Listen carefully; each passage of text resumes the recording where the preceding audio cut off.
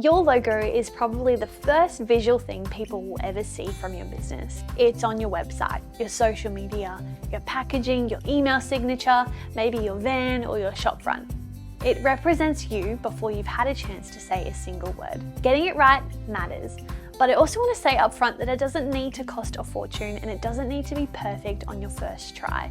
Focus on your product or your service first, making sure your business model is super clear, and then the logo and colours can come into play. So many entrepreneurs start with the logo as their first thing, without first thinking about where their customers are coming from. We're going to talk about what makes a good logo, the different ways you can get one made, and what to actually look for when you're choosing between options. Whether you're starting from scratch or thinking about refreshing what you've already got, this one's for you. Before we talk about how to get a logo, let's talk about what it actually needs to do, because a lot of people approach logo design thinking about what looks cool or what they personally love. And while that matters, it's not the whole picture. A good logo should do 4 things. It needs to be 1, recognizable, distinctive enough that people remember it. 2, it needs to be versatile, working equally well on a tiny phone screen, a large banner, in black and white, and in color. 3, it needs to be appropriate for your industry and your audience. And 4, it needs to be timeless, not chasing whatever's trendy right now because trends date quickly. Think about the Nike swoosh. It's a curved line making a tick. That's it. No words, no imagery, no fancy colors, but you know exactly what it is from 10 meters away, and it's versatile enough that it could be any color and you'd probably recognize it. That's the goal, not complexity, but clarity. There are a few different types of logo variations you can think of when creating yours. The first one is a word mark. It's your business name in distinctive font.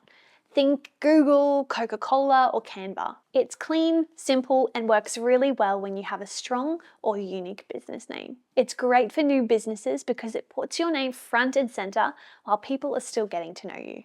The second option is a letter mark.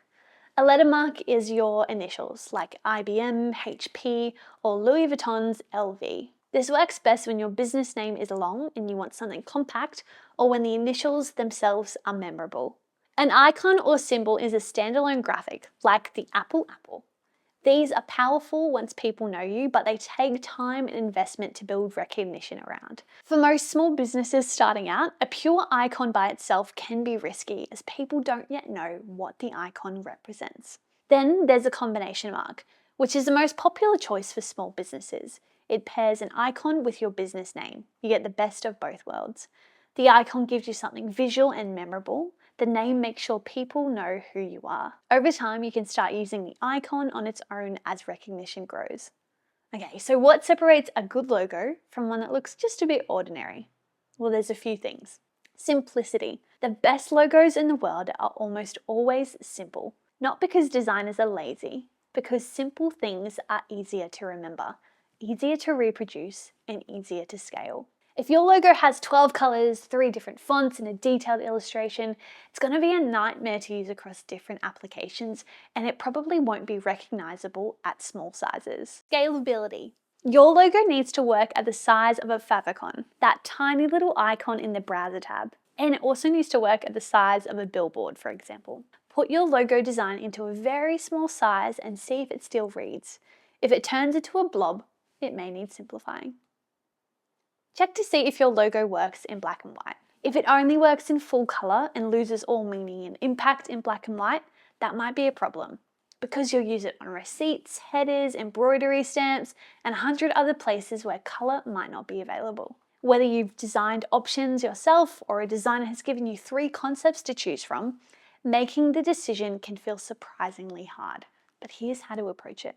Don't choose based on what you personally love most. Choose based on what best represents your business and resonates with your customers. Ask yourself, if my ideal customer saw this logo with no other context, what would they think the business does? Does it feel like the right industry, the right quality, the right personality? Test it at different sizes. Stick it on a mock-up of your website, your Instagram profile, a picture, a business card. See how it actually lives in the real world, rather than just staring at it on a white background. Seeing it in context is very different to seeing it isolated. Get a second opinion, but be selective about whose opinion you take. Ask people who represent your target customer, not just family and friends who will tell you it's great regardless. One last thing, your logo will evolve.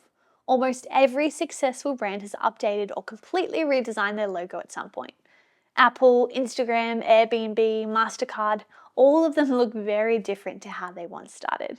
Look at the logo evolution of Lego, for example, and see how it's evolved over time. That's not to say change your logo every time you're bored, but just to remember that it doesn't need to be perfect to start.